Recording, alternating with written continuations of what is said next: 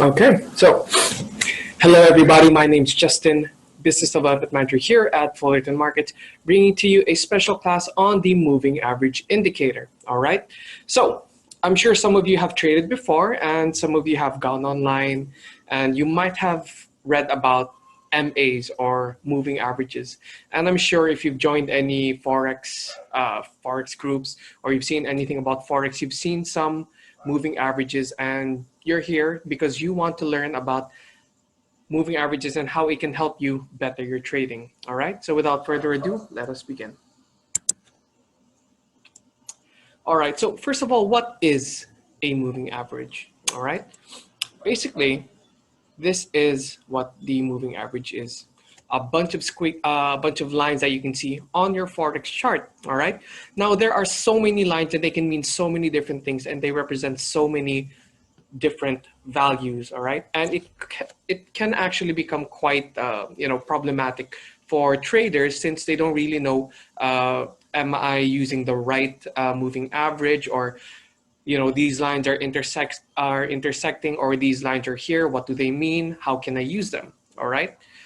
There's a whole lot of problems, but you guys have more or less have seen some forex traders out there with lines such as this. Okay, so all right, the moving average is just an average value that moves with a period of time, meaning when you are looking at your charts, all right, prices are coming in, candlesticks are being formed.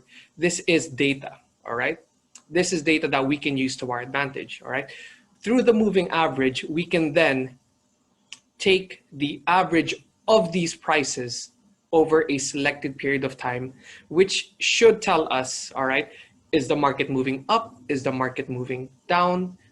Could there possibly be a move in the market very soon? All of this can be calculated through the moving average, all right? So there are basically four types of moving averages out there. The first being the simple moving average, followed by the second, which is the exponential moving average. The third, the smooth moving average, and the fourth, the linear weighted moving average, all right? There are four that you can choose, all right? And you can use any one of them. But for today, we will be focusing on the first two, being the simple moving average and the exponential moving average. Now, why is that? Well, simply because the first two are the most well-known and the most widely used of the moving averages, okay? And there is a lot of people who really use these two over the last two, but that's not to say that the last two are not as powerful, all right? It's just that the first two are good enough and they should help you improve your trading, all right? So let's start with the simple moving average, all right? A simple moving average, or the most basic of moving averages, is calculated by summing up the closing prices of the last X number of days, or the last periods, and dividing them by the number of days or periods, all right? An example would be if you were to select a 20-day SMA of the euro dollar. Basically, what you are looking at is the average closing price of the euro dollar over the last 20 days.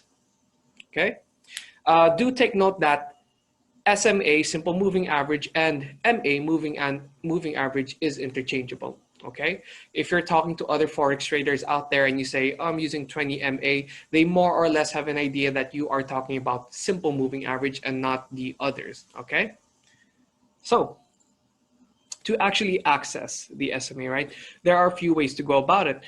This is the first way, going through the navigator and then selecting the moving average out of the indicators tab, all right? There is another way, which I will be showing you later on the live charts, all right? But for now, let's just focus on this. By selecting the navigator icon on the top, we can then look for indicators, select moving averages, and upon clicking that, all right, you will be presented this pop-up, all right? Let's zoom in on that. So when you look at the pop-up button, all right, there's a few cells where you can actually input data, all right? So for the period or the number of days, we want to put 20 to represent 20-day SMA, all right? Now, for what type of moving average, we will be selecting simple, all right? Since this is simple, just stick with simple. All right. Apply to, close, and the style, which regards to the color or the thickness of the line. For now, let's use red. Okay. Right. Period 20, MA method, moving average method, simple. So this is what the euro dollar chart looks like before putting in our MA, right? This is what it looks like after. It's just one red squiggly line, all right? You may or may not know how to use it, but after this video, I'm sure you guys will be excited to test it out on your own platforms, all right?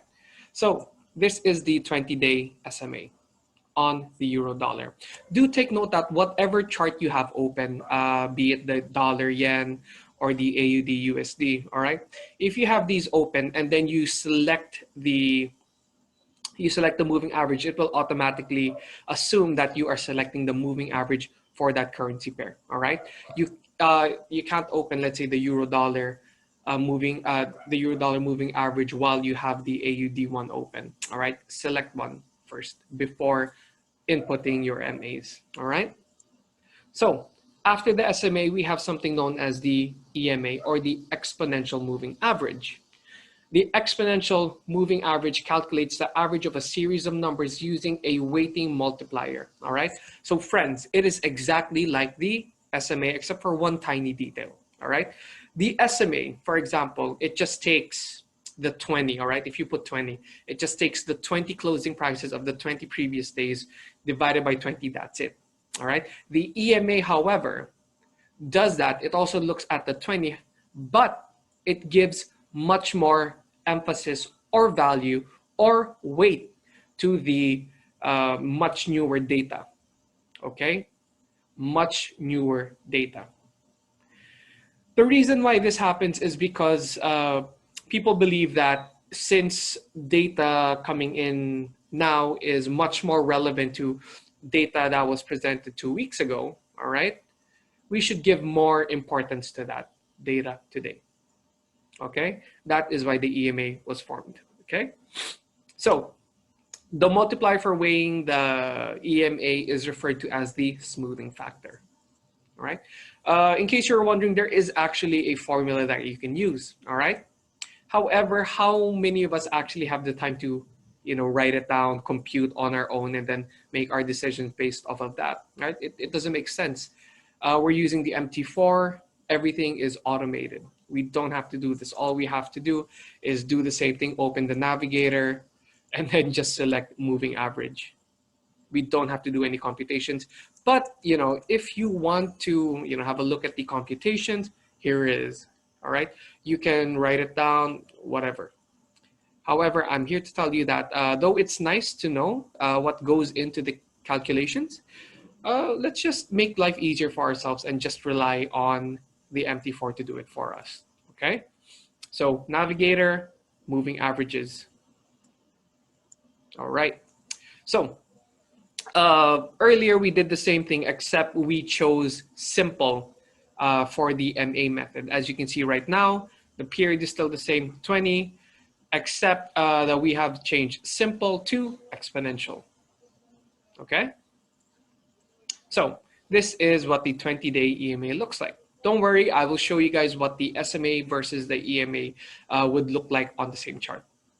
All right, so, and here it is, all right? So first of all, we have here the 20 SMA, it's color black, followed by the 50 SMA, color green, followed by the 100 SMA, which is the color blue, followed by the 200 SMA, color red, okay? Now, do take note of these moving averages, as these are the moving averages that are most usually used in the industry, all right? Especially for example, the institutional traders or the really big traders out there, they do take note of the 100 and 200 SMAs, all right? Okay, now I'm sure you guys are thinking, all right, I can put any value. Is there any one magical SMA value out there that can make me a lot of money? The answer is not really. Okay, the answer is not really. There is no magical number for your SMAs that will guarantee you profits and results. To better increase your chances of winning and to better your profiting, you still have to look at each and every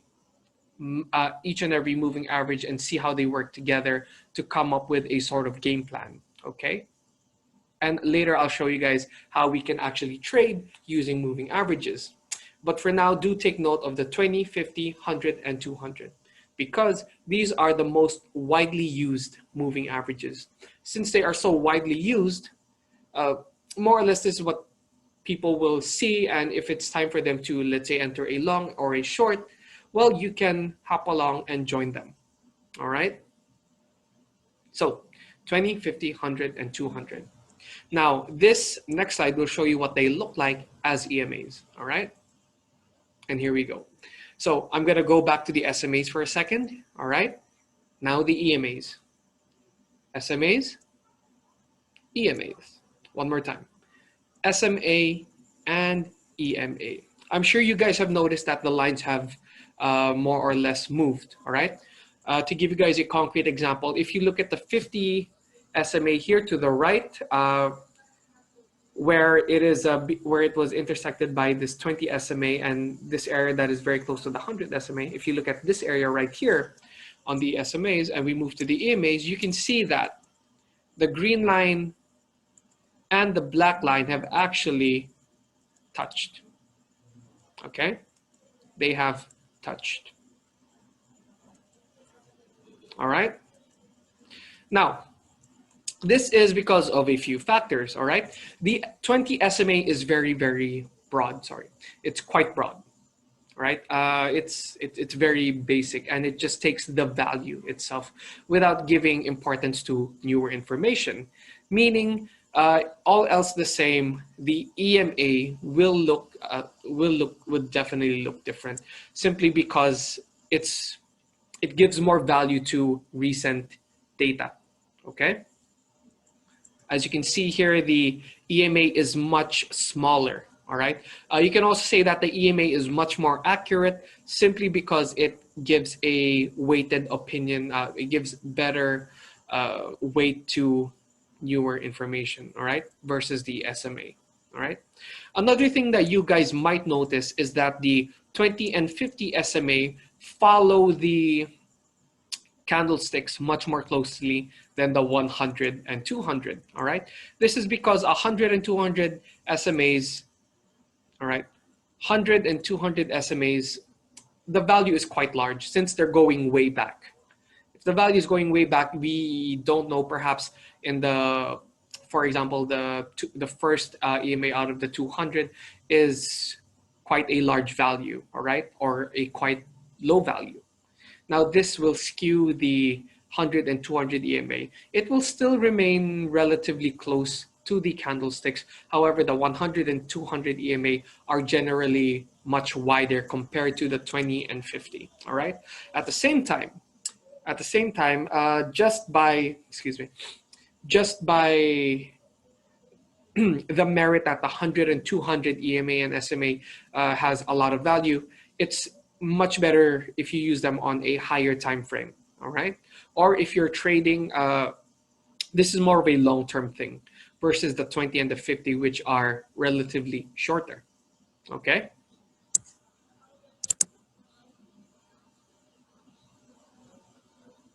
All right, so there was a question. If it shows that the 20 MA, the MA20 is downtrend while MA100, 200 uptrend, which one do we follow? Okay. Yes, I can. This is the pitfalls when people are trading. All right. They don't really know how to interpret. Okay. So the first answer is, which one do we follow? Right. We do not want to mix up the way we trade this. All right. So keep your question in mind because later I'll show you how we actually trade using these. All right. And in what ways we can follow. But for now, let's keep the question in mind, all right? Which one do we follow? Because there are many variables at play, all right? There are many ways for us to actually trade. And later I will talk about them one by one on the live trading platform, all right? So thank you for the question. All right, let's move on. All right, here are a few tips that you can use to trade using the moving average. All right, first of all, trade with the trend. Okay, trade with the trend. So if you can see that the current prices or the current candlesticks are above the moving average, all right, this is a 20 SMA, all right, it means that the prices are currently in an uptrend, all right. If they are above the moving average, we are in an uptrend. Why? Because this tells us that all of the prices from the past were at a low point, all right? And since prices are above, it means prices have continued to climb higher and higher and higher, okay? So if prices are above a moving average, we are in an uptrend. Now, you can add this to your trading. For example, you have a trading strategy that tells you to enter a long position on perhaps a breakout, or if you're using support and resistance, all right? If, for example, just here, we have a resistance here, prices break above that, and you can see that prices are above the trend line, are above the moving average, then you can more or less say that your long position is, it's pretty good. You can wait it out. You can enter this trade. It's a good possible trade, all right? That's one way, all right? Just by looking at where the current price is versus where the moving average is, you can more or less tell if prices are moving towards a certain direction, because this is telling us that prices are gonna go up because it is currently in an uptrend, okay? That is the first way to use it, all right? Another way is by viewing the uptrend line, or sorry, the moving average line in an uptrend as the support, all right? So if, for example, you opened a long position, all right? You're following the support, all right? You see it touches here, this third arrow. You could probably tell yourself, all right, I might have to prepare myself. I might have to close my trade, all right? If it breaks below the support line, maybe I should close my trade. If it bounces off of the support, maybe I should keep my trade open since prices could potentially move higher. And as you can see, if you traded somewhere around here, prices went up, prices dipped down a little bit, you could close it, all right? Or you can wait and see. If the candlesticks break below, you could close your trade, all right? If candlesticks bounce up and do not break this this moving average line or this support at all, maybe you want to keep your long position open, all right, until such a time that it actually breaks through, all right? Because if it breaks through, if prices are now below, then this might not be an uptrend anymore, all right? And if it's not an uptrend, it can only be a downtrend. And if it's a downtrend, you are expecting prices to drop. So why should you hold your long position open? Maybe it's time to close, all right? That's just an example, all right? Right. Same thing, if prices are below the moving average, we are in a downtrend. And the same thing, if you perhaps entered a short position up here and you are holding your short position, all right, you can see our prices are testing the resistance, test 1, second test, third test, and fourth test.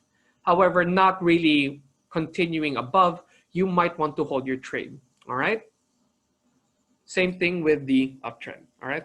So those are the first few ways to trade using the MAs, all right? We trade with the trend, okay? Let's move on.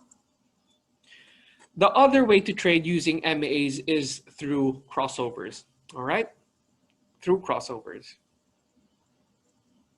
So basically when we do a crossover, we look at two moving averages, all right? This is the 20 and the 50, all right? 20 and 50 SMAs or EMAs, all right?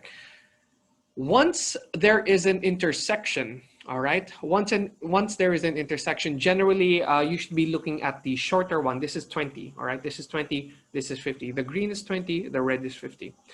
Looking at the 50 SMA, all right? Since it was penetrated by the 20 SMA and it is now moving in a downward motion, right?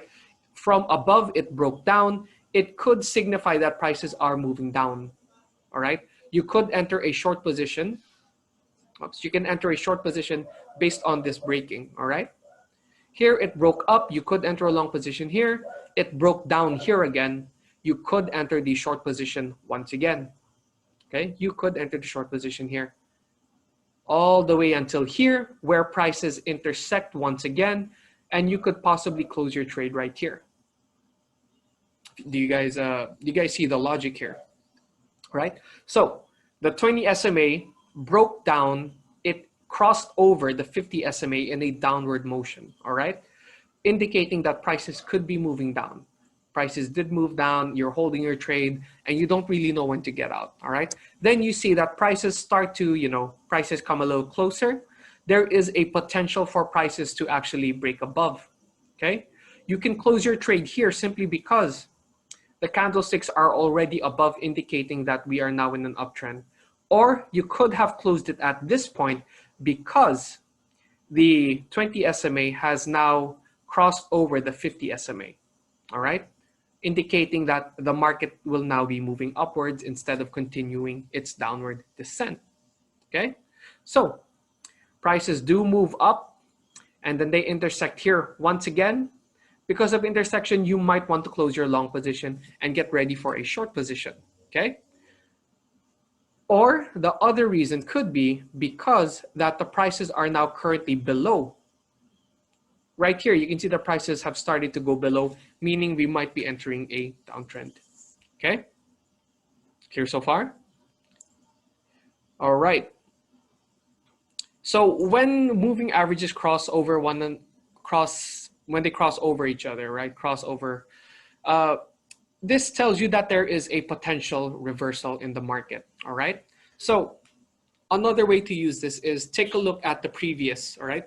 Where are we just coming out of for example, a really bullish market or a really bearish market, and prices might be, looking to move the other way? You can just go ahead and wait for a crossover, which could then indicate the potential reversal, all right? So, ladies and gentlemen, that is it for me. My name is Justin, Business Development Manager here at Fullerton Markets. I hope you guys enjoyed our class, and I look forward to seeing you all in our other classes. Thank you all, and goodbye.